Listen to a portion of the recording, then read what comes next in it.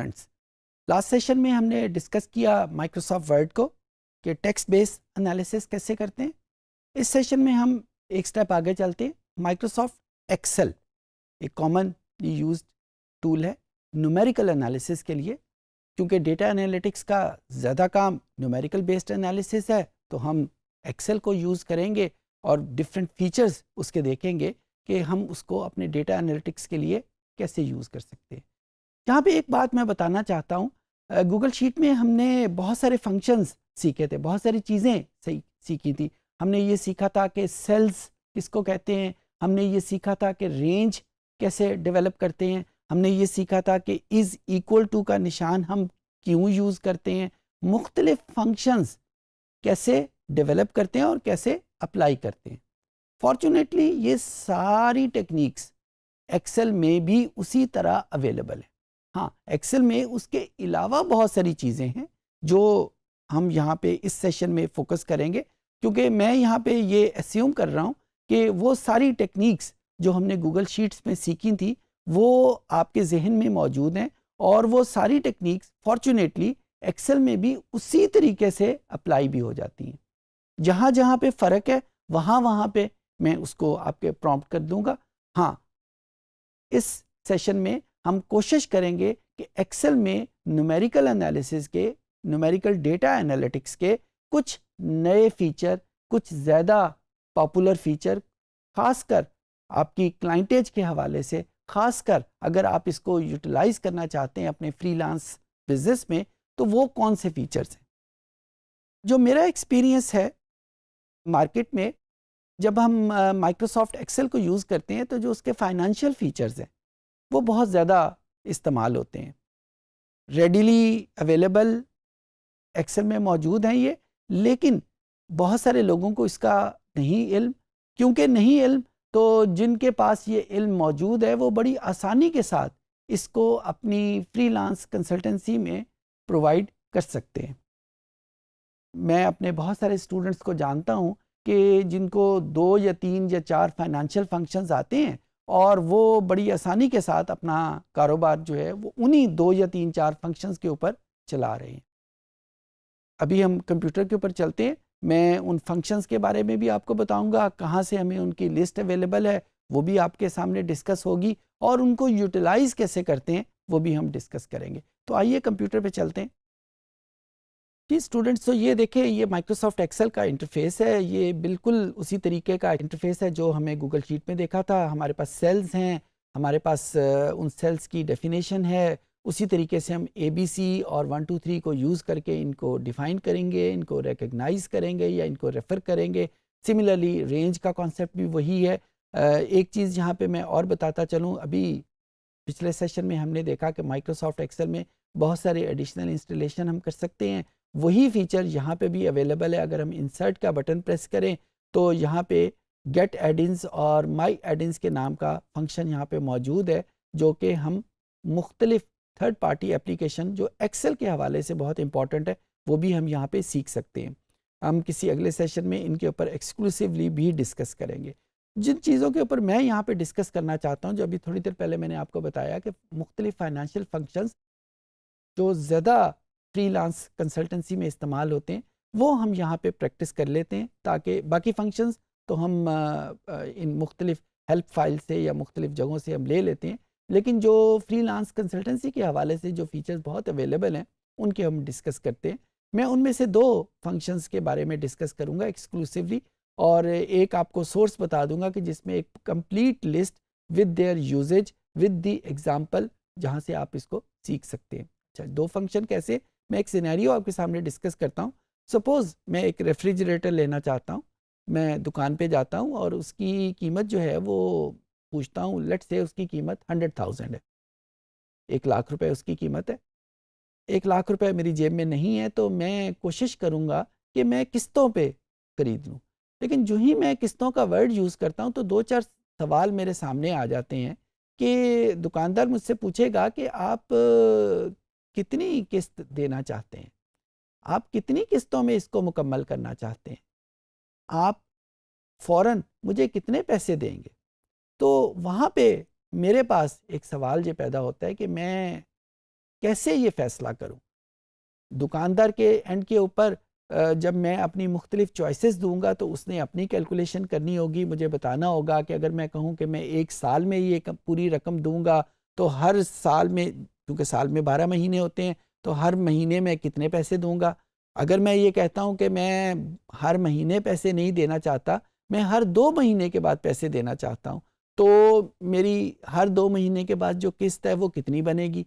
तो ये सारी कैलकुलेशन जो है वो बहुत इम्पॉर्टेंट या एक बड़ी कॉम्प्लेक्स सिचुएशन क्रिएट कर लेती हैं। फॉर्चुनेटली हमारे पास एक्सेल में एक फार्मूला मौजूद है जिसकी मदद से हम ये कैलकुलेशन बड़ी आसानी के साथ कर लेते हैं।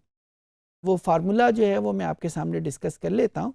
उस फार्मूले का नाम है PMT। मैं यहाँ पे लिख देता हूँ और यहाँ पे देखें मैंने इज इक्वल टू का बटन प्रेस करके ये फार्मूला लिखना शुरू किया है। ये वही टेक्निक है जो कि हमने गूगल शीट में सीखी थी कि यहाँ पे हम एक्सेल को बता रहे हैं कि आगे जो चीज़ लिखी जा रही है वो कोई नंबर नहीं है, कोई टेक्स्ट नहीं है, बल्कि एक फार्मूले का नाम है, एक फंक्शन का नाम है। सो यहाँ पे मैं PMT यहाँ पे वर्ड लिखा। आपकी मर्ज़ी आप इसको कैपिटल में लिख लें, आपकी मर्ज़ी आप इसको स्मॉल में लिख लें। गूगल या एक्सेल, गूगल शीट भी और एक्सेल भी इसको माइंड नहीं करती। तो यहाँ पे PMT से बनता क्या है? PMT से बनता है पर मंथ ट्रांजैक्शन। अच्छा, अब यहाँ पे हम एक सिनेरियो क्रिएट कर लेते हैं ताकि हम इसको डिस्कस कर सकें। सपोज हमारे पास प्राइस जो है वो अभी हमने डिस्कस किया 100,000 है और नंबर ऑफ इंस्टॉलमेंट हम क्या करना चाहते हैं?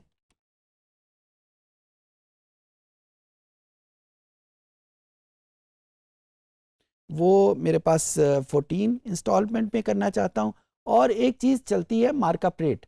जाहिर है जब आप फौरी तौर पे कंप्लीट पेमेंट नहीं करते तो कुछ मार्कअप रेट होता है, जिस तरह हम बैंक से कुछ पैसे उधार लेते हैं, मार्कअप रेट चल रहा है। बाय द वे ये जहन में रहे कि ये इंटरेस्ट रेट नहीं है, सूद नहीं है, ये मार्कअप रेट है। जो इंटरेस्ट रेट होता है वो हर महीने, हर वक्त, हर दिन चेंज होता रहता है। कभी ये 11% होता है, कभी 13% होता है।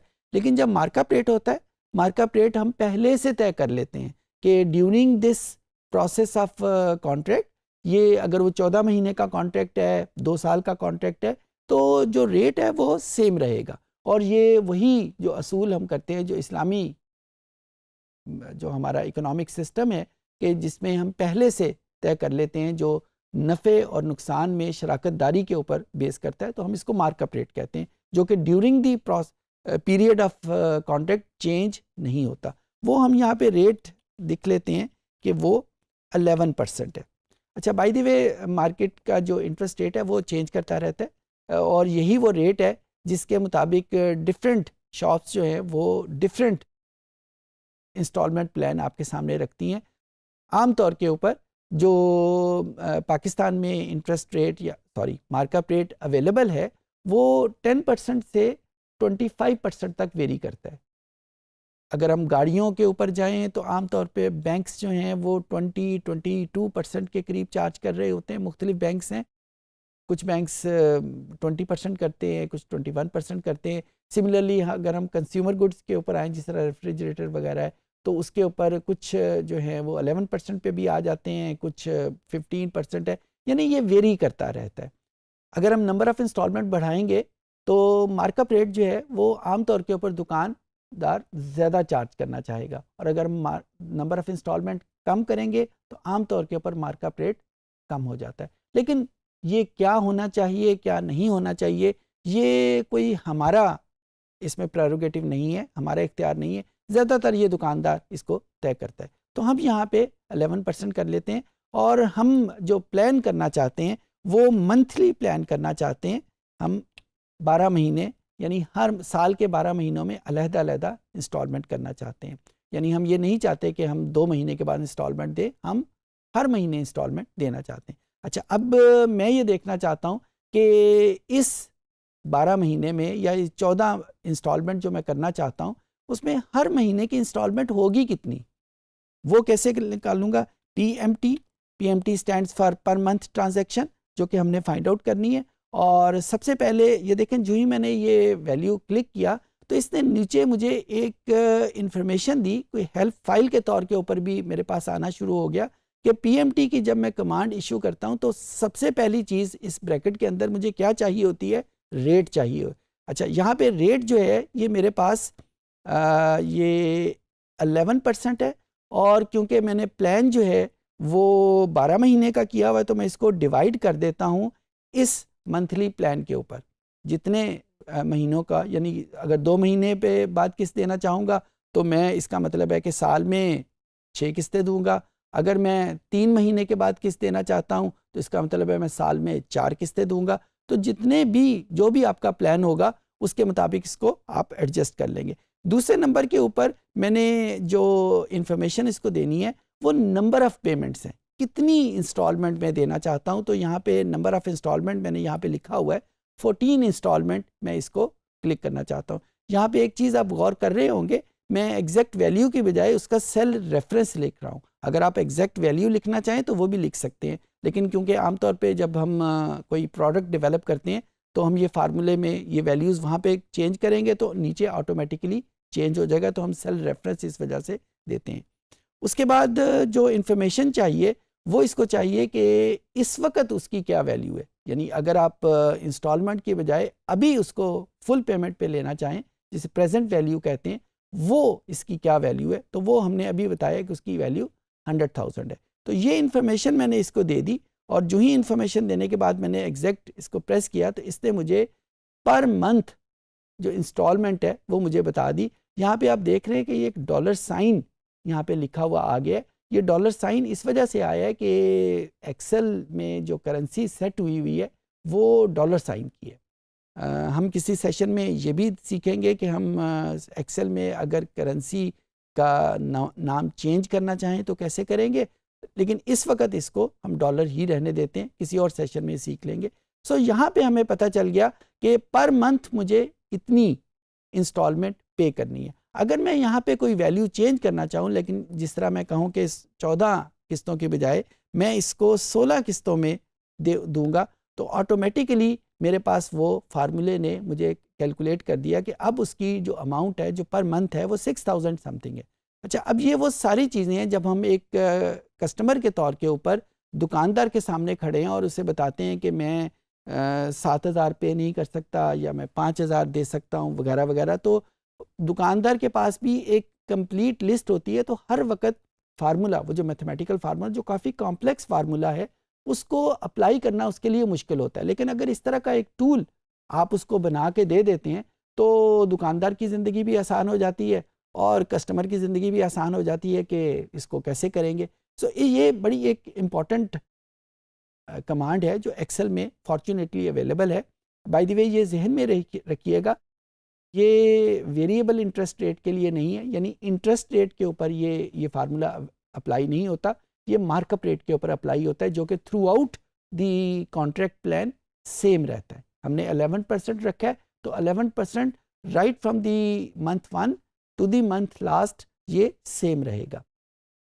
वेस्टर्न इकोनॉमिक सिस्टम में ये इंटरेस्ट रेट, जिसे हम इंटरेस्ट कहते हैं, मार्कअप नहीं कहते, तो इंटरेस्ट रेट भी हर महीने चेंज होता रहता है। तो वहाँ पे इस फार्मूले की एक डिफरेंट शक्ल है, लेकिन मार्कअप रेट में हम पहले से तय कर देते हैं। इस्लामिक इकोनॉमिक सिस्टम में ये सारी चीज़ें हमने पहले से तय करनी होती हैं कि ड्यूरिंग दी प्रोसेस ये वैल्यू क्या रहेगी। एक और कमांड हम सीख लेते हैं जल्दी से, जो कि बहुत इंपॉर्टेंट है।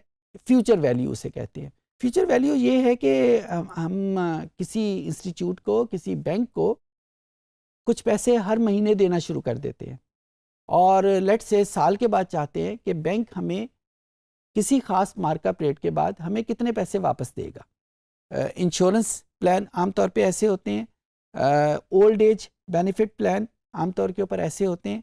ये वो कैलकुलेशन है जो आप स्टॉक एक्सचेंज में कोई इन्वेस्टमेंट करना चाहते हैं तो वहाँ पे भी रिक्वायर्ड होती है। सो दूसरे मानों में ये कमांड आपके लिए, अगर फ्रीलांस कंसल्टेंसी के हवाले से देख रहे हैं, तो वो जो स्टॉक एक्सचेंज के सामने बुकीज बैठे होते हैं उनको इस कमांड की बहुत ज़रूरत होती है। वो आमतौर के ऊपर मैनुअल कैलकुलेटर के ऊपर हिसाब किताब कर रहे होते हैं। तो अगर आप एक कंसल्टेंट के तौर के ऊपर उनको ये कमांड देना चाहें तो those would be a very good customer for you. कैसे अप्लाई करेंगे? इसका कमांड का नाम है FV। FV stand for future value. अच्छा, फ्यूचर वैल्यू में जब हम करते हैं तो जो ही मैंने कमांड लिखी तो ये मुझे इंफॉर्मेशन मुझसे चाह रहा है कि रेट क्या होगा। इसका कॉन्सेप्ट भी वही है, ये इंटरेस्ट रेट नहीं है, ये मार्कअप रेट है, जो कि duration of the contract same रहेगा। मैं इसको लेट से वही वैल्यू दे देता हूँ कि मार्कअप रेट जो है वो 11% है और पर मंथ ट्रांजैक्शन है, यानी हर महीने में देना चाहता हूँ तो इसको डिवाइडेड बाय मैं 12 कर दूंगा। ये बहुत इंपॉर्टेंट है कि मैं पर मंथ ट्रांजैक्शन करना चाहता हूँ या बाई मंथली ट्रांजैक्शन करना चाहता हूँ या 4 मंथली ट्रांजैक्शन करना चाहता हूँ, तो वही इंफॉर्मेशन हमने यहाँ पे एक्सेल को प्रोवाइड करनी है।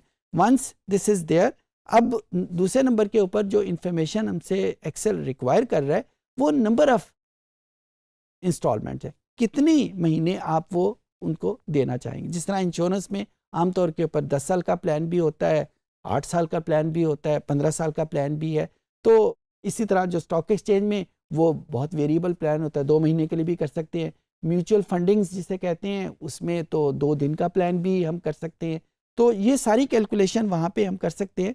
तो number of instalment, let's say मैं यहाँ पे फिर कह देता हूँ कि नंबर ऑफ़ इंस्टॉलमेंट यहाँ पे 16 है, मिसाल के तौर पे बता रहा हूँ। और उसके बाद आपसे रिक्वायर कर रहे हैं कि पीएमटी जो अभी मैंने हमसे डिस्कस किया था, पर मंथ ट्रांजैक्शन वो कितनी है, वो यहाँ पे हम 100,000 क्लिक कर देते हैं और जो ही हम इसको ब्रैकेट को क्लोज करके एंटर करते हैं तो ये by the end of 16 months हमारे पास कितनी रकम बन जाएगी वो रकम आपके सामने आपको बता देता है। ये दोनों बड़े इंपॉर्टेंट फंक्शंस हैं, बहुत इनका यूजेज है। मैंने बहुत सारे लोगों को देखा है जो सिर्फ इन्हीं 2 कमांड्स के ऊपर बहुत अर्निंग कर रहे हैं, ना सिर्फ छोटे शहरों में बल्कि बड़े शहरों में भी। एक वेबसाइट में आपके सामने डिस्कस करना चाहता हूँ।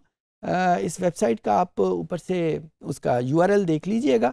इसमें आपको बहुत सारे फाइनेंशियल फंक्शन और हर फंक्शन का आगे एग्जाम्पल और यूजेज आपके सामने डिस्कस हो जाएगा। तो अगर आप इन फंक्शंस के अलावा भी कोई और कंसल्टेंसी भी प्रोवाइड करना चाहते हैं फाइनेंशियल वर्ल्ड में, तो यहाँ पे आपके पास ये एक वेबसाइट, और भी वेबसाइट्स हैं, सिर्फ अकेली ये वेबसाइट नहीं, लेकिन ये एक बड़ी अच्छी वेबसाइट है जो आपको इन्फॉर्मेशन प्रोवाइड करती है।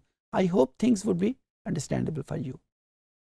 इस सेशन में हमने सीखा कि माइक्रोसॉफ्ट एक्सेल को न्यूमेरिकल डेटा एनालिसिस के लिए हम कैसे यूज़ करते हैं।